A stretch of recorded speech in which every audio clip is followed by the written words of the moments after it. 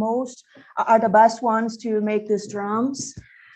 And these particular places are usually near from their houses in the middle of the forest.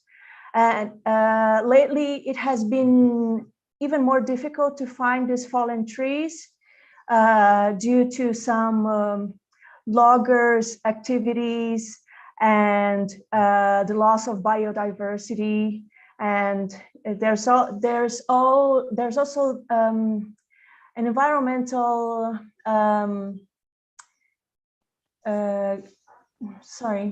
there's an environmental context of degradation involved in the way they are losing these trees.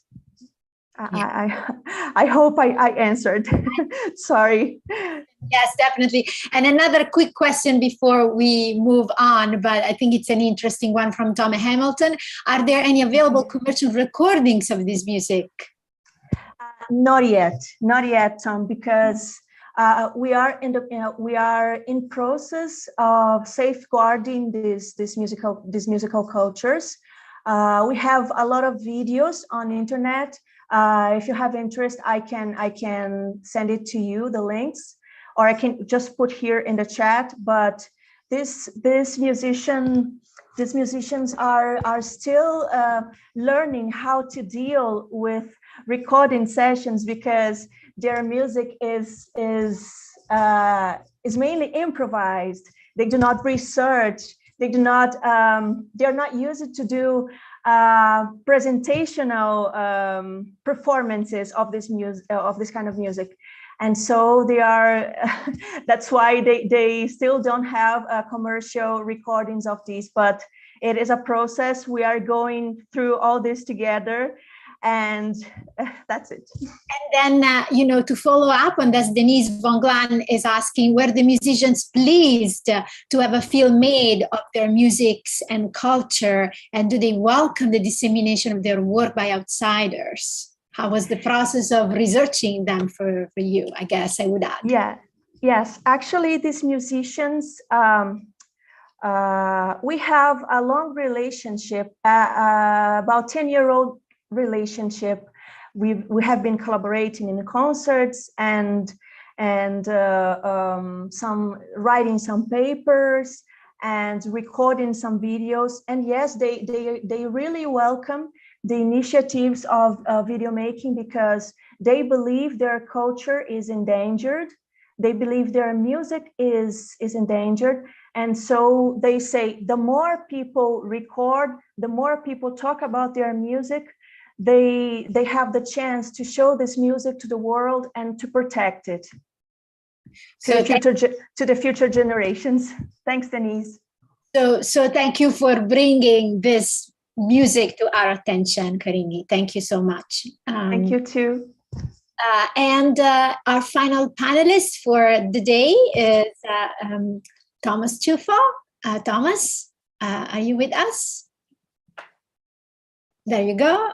Thomas is a sound artist and composer. Welcome. And also an improviser working at the intersections of electronic music, electroacoustic performance, sonic art, and emerging technologies. Additional research interests include acoustic ecology, listening practices, and innovative approaches to teaching and learning. His recent collaborative CD project, Sonic Constructions, was released on the innovative PF Mentum record label. So welcome, Thomas. We're happy to hear about your interesting project and your class. So looking forward.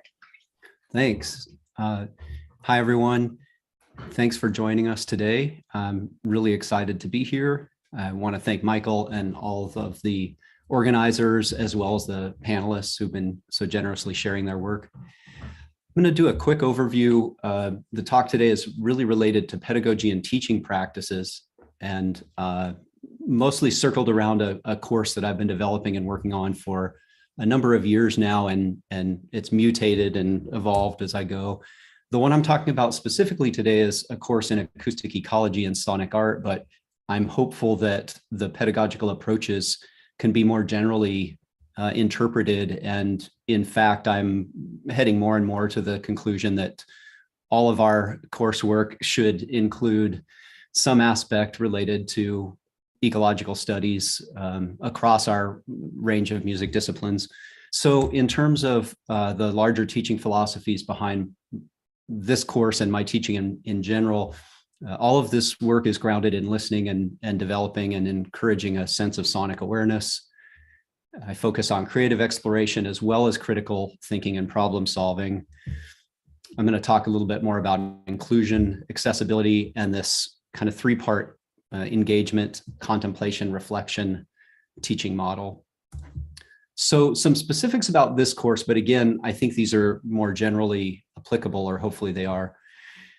So I'm working with something I call hybrid design. So often our colleges and universities and even many other educational environments want to contain around particular models, seminars, studio courses, so on and so forth. And I think there are elements of all of these that really work well together. So I'm combining seminar, lab, and studio with an underlying theme of contemplative practices. The content for this particular class is also hybrid, combining acoustic ecology and sound art primarily. And the reason I do this in this particular course is that I've found that students get a much deeper and more resonant experience by thinking, reading, discussing, but also making. And so by testing their theories through applied learning and project work, it really rounds it out. Again, extensive listening practices. I highlight more of these in the long format video, and I'll mention a few today. Accessibility is, I think, a really important concern. So many of our music departments in particular have become very hierarchical, or have historically been very hierarchical. This course is designed with no prerequisites and no assumptions about what students have or haven't done previously. Again, hands-on learning, easy starting points that then build project trajectories over the course of the semester. And something I generally refer to as student-centered, trying to decenter myself and give students the responsibility and voice in the class. And this plays out in a number of different ways in this particular class. I also rely, part of the decentering is relying on sharing and group process, peer learning and such. So in this case, I use all free open access course materials. The technologies are also free and available beyond the academic environment. So these are commercially available, free open source technologies. We use a group authored course blog, which allows for engagement beyond the context of the class, but also supports different learning styles. As you all know, those of you who teach, some students are more comfortable speaking, some are more comfortable communicating through writing. So this really helps. We share all of our creative work as well, including work in progress and our initial attempts at field recording to create kind of a workshop, collaborative support environment. We present these in class, but I want to be specific in saying that these aren't really framed as critiques. This isn't a graduate level class. These are interdisciplinary undergraduate liberal arts students who have really never worked in these contexts before. So we're trying to create a supportive environment. And all of this relies on group process and peer learning. So a little bit more about project-based learning. In this particular class, we start with field recording. And I think this is really, really powerful. You could practice field recording for a lifetime and never resolve it, but you can start it on day one. And just carrying a recorder changes how we hear and think about the world in some potentially problematic ways as well. But so we start with field recording, and this often builds then into some form of soundscape composition. We often then move into more complex ideas of sonic transformation, recontextualization, ideally with an environmental or social justice focus.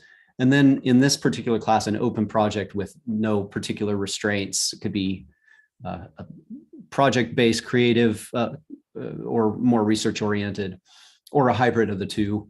Some current research projects or recent ones that were interesting. A student who was going to be a teacher wanted to see if she could take some of this curriculum and use it on her second grade students. So she did curriculum for sound studies at second grade level and practiced this in her teaching, location teaching work.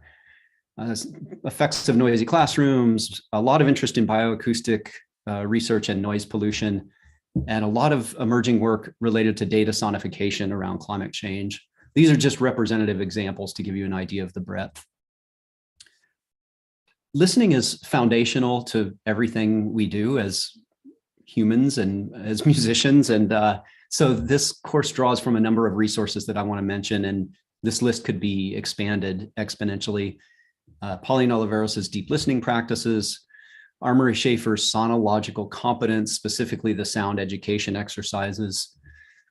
Hildegard Westerkamp has written some really lovely approaches to sound walks and location-based listening. I draw from sources outside of acoustic ecology, in particular with folks like Thich Nhat Hanh's notion of compassionate or deep listening, and David Aftandilian's meditation on place.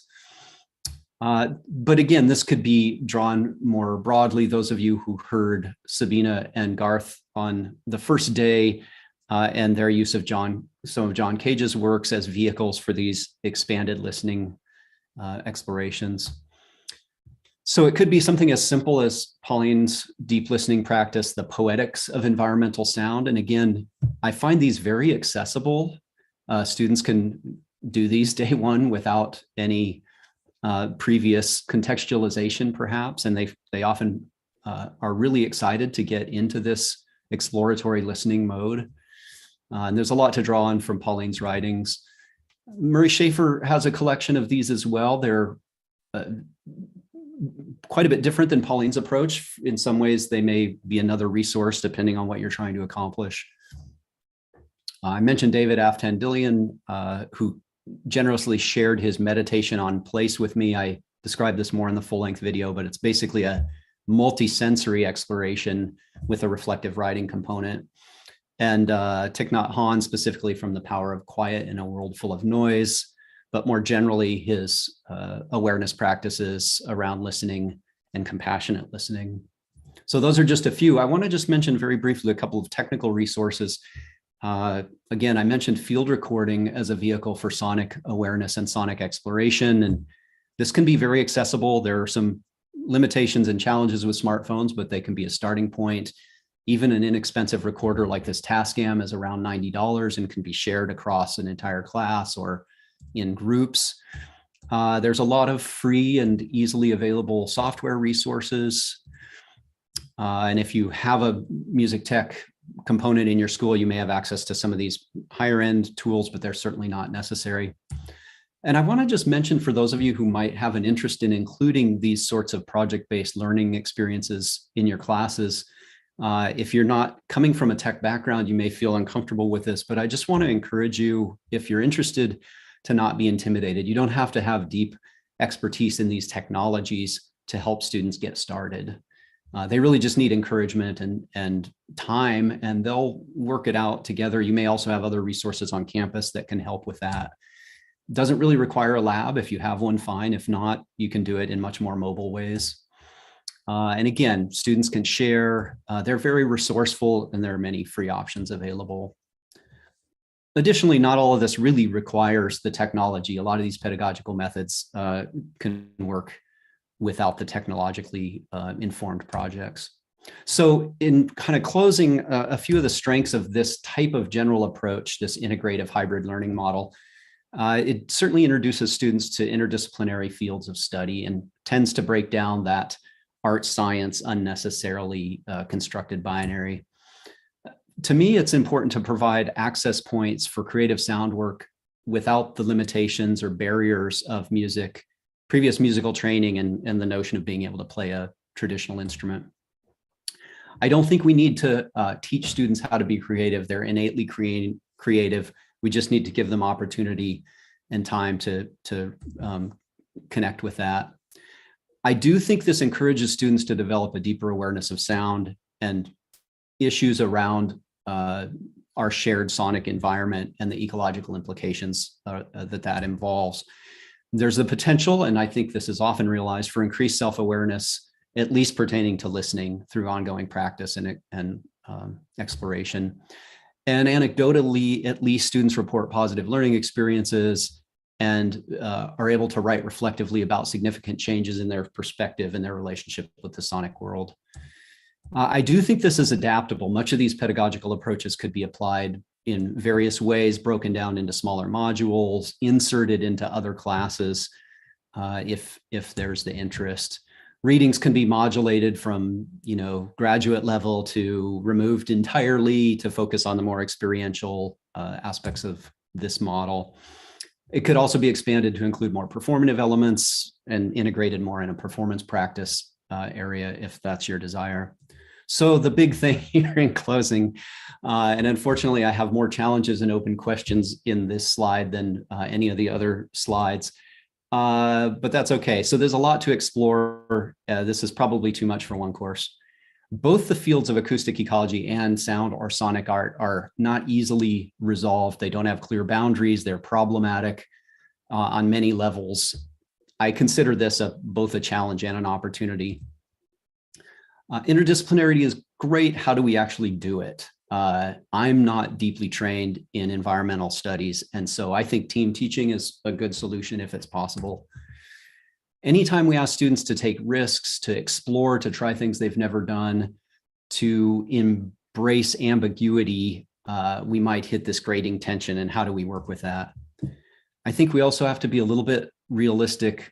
For a lot of younger students, this is not a really comfortable space for them to occupy. And how do we engage in such a loaded and difficult subject space in still a supportive way? And longer term, how do we foster some sort of community involvement, environmental justice work into our teaching, if that's our goal, which it is in my case? And lastly, it is how do we get beyond, oh, I took an interesting class in college, to tying this into this extremely pressing critical crisis that we all face. So thank you for listening. I'm more interested in, or equally interested in, comments, suggestions, and ideas of things that have worked or are working for you, as I am in questions, but you're welcome to engage any way you'd like. Thanks for listening. I appreciate it. Thank you so much, Thomas. This is very inspiring for all of us. At least for me, it's been very inspiring. It impressed me to just do something in my courses too. So I am inviting questions and comments in the Q&A box. And in the meantime, maybe I can ask myself, I understand you've been doing this for quite a long time, right? Many semesters, many years. And I'm wondering if you saw a change in the sources that were available along the years of you teaching this course. Yeah, I think the materials and the work is evolving and growing. The ecomusicology area has really been blossoming, and the sound studies continues to grow and expand. I think what's changing most for me is just the sense of urgency. Mm-hmm. And when I started this 12 or 14 or so years ago, to where I am with it now, and the motivation to get this beyond a sort of experiential engagement with the students and into something more long-term that will help them navigate this incredible crisis that we've created. But yes, the field is continuing to expand, and amazing contributions. I know a lot of those people are here, Jeff Titan and Aaron and others that are contributing, especially across ecomusicology fields. So yeah, lots of resources to draw from across these areas.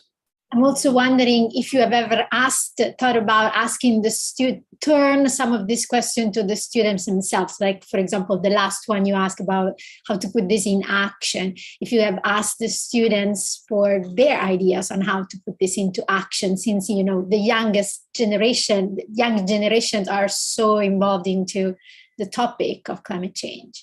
Yeah, I'm constantly asking them that. And that's part of this move or dedication to student-centered learning. How do we better understand where they want to go and what they want to do? And I'm fortunate I teach at a really wonderful liberal arts school where the students are very articulate, and I have some wonderful double majors who are studying music and environmental studies.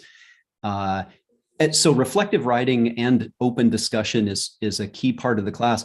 I think it's challenging, though, because this is such a new area for some of them, not necessarily thinking about climate, but taking these next steps of both creative and critical engagement. So it is kind of a delicate back and forth where I'm inviting them to navigate, but they're also saying, well, I don't know. I just started thinking about this yesterday. I hadn't heard, most of the students who take the class have never heard the term acoustic ecology. They just hear the terms and they hear sonic art and they think, wow, that sounds interesting. Why don't I give it a try? So I think their position when they exit the class and we do a closing reflective writing, that's where I see the most useful kind of feedback, which I then roll back into the next offering of the class. So I want to offer Hannah Skryder a comment. Thank you for this. I'm glad to hear that this kind of interdisciplinary work is being encouraged within the classroom. Environmentalist writing, art, activism has traditionally been dominated by white artists and activists. Is there anything you're doing to diversify the perspectives you present in this course and to acknowledge the ways that people of varying backgrounds experience the natural world differently? Very interesting question. Yeah. And in the same way that I'm suggesting that perhaps some element of acoustic ecology or environmental studies, sound studies should be threaded through our music curricula, I'm also suggesting that the ongoing effort to broaden and diversify our curriculum across cultural and geographic and historical vantage points is critical as well. And I'm not going to lie, this is not easy to do, and I don't pretend to say that I yet or will ever know how to do it. One thing I would say is that our students can be really strong help supports in that, and where I'm currently teaching, about 25% of our students are not native to the US. And so their backgrounds and histories that they bring into the class is also a means of diversifying. But yes, I'm constantly looking to broaden the resources and exposure that we bring into the class, and the students are collaborators in that. Wonderful. I think we are at the end of our time together. So I want to thank you, Thomas, for this very interesting presentation. And I would like to thank everybody, all the panelists who were part of this panel this morning. And I think I'm going to call back Michael. Michael, are you with us to maybe end together the session? Thanks so much, Claudia. Yes, absolutely. At this point, we're going to conclude our first panel. One last time, I want to thank our panelists, Maria, Ben, Corinne, and Thomas, as well as our chair, Claudia. We're going to take a short break right now and return around 11:40 for our next panel, The Nature of Sound, Sounding Nature. Again, many thanks to you all. It was a fascinating panel. I really appreciate all of your work, and I'll see everyone in a bit.